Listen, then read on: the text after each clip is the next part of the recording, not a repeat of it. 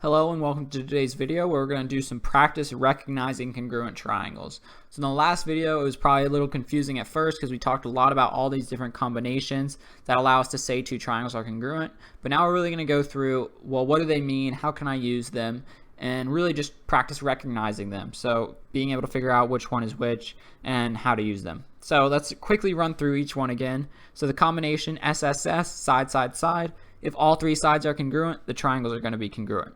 So second, side, angle, side. So side, angle, and then side. So that means that the angle has to be in between the two sides. So that's what we say when we say included angle. That's in between the two sides. So if those are congruent, then the other triangle, the two triangles are going to be congruent. So we always have to have two triangles. So we're saying side, angle, side of one triangle is congruent to side, angle, side of another triangle. ASA, so angle, side, angle. So two angles in the included side, again, the side has to be in between the two angles. If they're congruent to the corresponding parts of another triangle, the triangle will be congruent. Then angle, angle, side, so two angles and a third side. So this doesn't have to be the side in between. It's actually not the side in between, because if it was, it would be ASA. So now we have AAS. Same thing, if two angles and a third side are congruent, the two triangles will be congruent. Last one is hypotenuse leg, a little bit different. So if the hypotenuse and the leg of a right triangle are congruent to the corresponding parts of another right triangle, the triangle will be congruent. So these are just rules that you really need to memorize. If you haven't taken notes on them yet, I recommend you do, or at least be able to recognize what they are and how they work. And hopefully this video will help you with that. So these are the type of things that you're going to have to do two-column proofs for later on. We're going to get into that soon, but now I just want to give you practice on, can you identify if these are going to be congruent? So state if they're congruent, and if so, give me the combination that gave you the idea or told you that they would be congruent. So we have triangle ABC, we have triangle RST. They look congruent to me, but we still haven't proved it, so that's the key thing here. A lot of times students will just see that the two triangles are obviously congruent, and they'll just say they're congruent even if the data, like what they give us here, doesn't prove it. So we have to make sure that what we have here is enough to prove that the two triangles are congruent. So we just need to mark everything. So BC is congruent to ST. So the way you mark that, you give a little straight line. So we know that those two sides are congruent. So now angle A is congruent to angle R. So A is here, is congruent to angle R. That looks good. Then angle C is congruent to angle T. So I'm going to put two dashes there because we put one dash on the other one. So the dashes represent what side it corresponds to and what angle it corresponds to. So A and R have one dash to imply that they are the same, they are congruent, and then T and C have two dashes to prove that they are congruent. So this is what they give us, and now looking at these two triangles, how can I say that they are congruent? Well, I have an angle, and I have a side. And the way I said that is important. You wouldn't be able to say angle and then go around this way and say side and then angle, because ASA, angle, side, angle, the side has to be in between the two angles, like right directly in between. So that would be knowing if that one was congruent, then I could do angle, side, angle.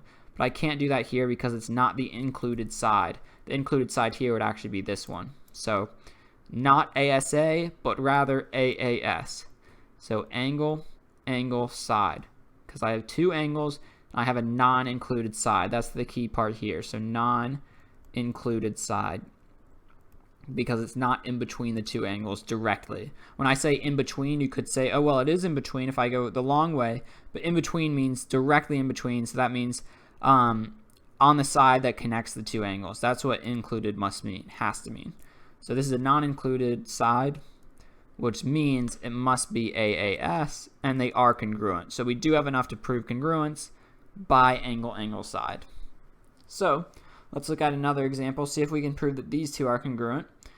So it looks like we have ABC and then EDC. So we have two triangles here, and we're trying to say if they are congruent. Oh, well, and let's actually write here.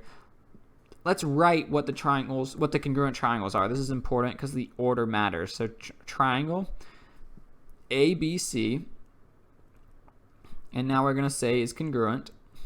So that's the congruent symbol. Now we need to write what triangle it is congruent to, and be careful here because the order does matter. We have to be able to say that angle A is congruent to the first angle I write here, and B will be congruent to the second angle I write here, and C would be congruent to the third angle. So what angle is A congruent to? Well, angle R, so I know that. What angle is T congruent to? Well, C, so that must be the last one, which leaves S in the middle. So angle ABC is congruent to angle RST. And usually you can kind of eyeball test this one and make sure that you have it in the right order, but it's really important. And this next one looks a bit harder to do that, so that's kind of why we need to get in the habit now. So first thing I would actually do, before I even look at trying to figure out what one is congruent to what, I would just write these angles. So angle ACD, so segment ACD, segment ACD is congruent to BCE. So ACD, so this entire segment here, this long segment, is congruent to segment BCE, this long segment here. Okay, I'm not going to mark that yet because that's not specific to the triangles. Then it says AD bisects BE. So AD bisects BE. What does it mean to bisect something? So if we bisect it, that means that AD breaks BE into exactly 2 equal parts. So that means that this must be equal and this must be equal. So that's important. That's good to know. And also, we know that BE bisects AD. So AD is also broken into 2 parts right here. So those are congruent and those are congruent. Okay, so now let's think about this middle. So we have 2 sides. Right now we don't have enough to prove the triangles are congruent completely. But we also have the measurements in the angles in the middle here. And so this one has to be congruent to this one. And I want you to think about why I said that. Why is that true? That this angle here has to be congruent to this angle. That is by the vertical angles. So vertical angles are congruent. Remember, vertical angles are angles that meet at an X. Congruent. And they have to be congruent to one another. So if I draw an X here, the vertical angles are this one and this one, and this one and this one. And they have to be congruent to each other. So the first and these 2 have to be congruent, the ones that I have shown right here. And then also, I'll draw another one here. These 2 have to be congruent. That is because of the rule about vertical angles being congruent. Vertical angles are congruent, and that is why that side must also be congruent.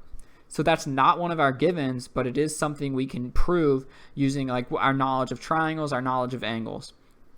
And when we get into 2-column proofs, this will be one of our reasons for doing that next step, and we'll get into that later. But for now, let's say, okay, well, what if we have this? Let's draw our little dashes. Now we have a side, we have an angle, and we have a side. So this is congruent by SAS, by side, angle, side. Okay, and so now we need to say what is congruent to what. It's going to be triangle ABC is congruent to triangle DEC. Because triangle we know side AC is congruent to side DC. So this is actually important that we wrote it that way and not ECD, because we're given that BE bisects AD. So that means it broke AD into 2 equal parts. One part is segment AC. The other part is segment CD. So those have to be together in the in our triangles. So CA, AC is 1 to 3. DC has to be 1 to 3 as well, and it's 1, 3 here. So that's good. That's what we have to have. We have to have it that way. Okay, and then also BC, BC is congruent to EC. Those are the same, so that's what we have here with BC and EC. Then lastly, we have AB is going to be congruent to DE. So those 2 are also going to be the same. So it's kind of hard to see this one as clearly, but it's important to get that order correctly. And we're going to go through a lot more examples of the typical 2-column proofs. This is probably one of the hardest topics in geometry is the proofs, but it's a good place to start by recognizing these rules, being able to tell, okay, this triangle is congruent and this is why. It's SSS, it's SAS, it's ASA or AAS, and lastly HL. So really just being able to identify the rules. Why are these triangles congruent? Do we have enough information to even say they're congruent? All of that's important, and that's stuff we need to practice, and we're going to have a lot more practice later on. So hopefully this was a good introduction to recognizing when triangles are congruent. Thanks for watching. Let me know if you have any questions.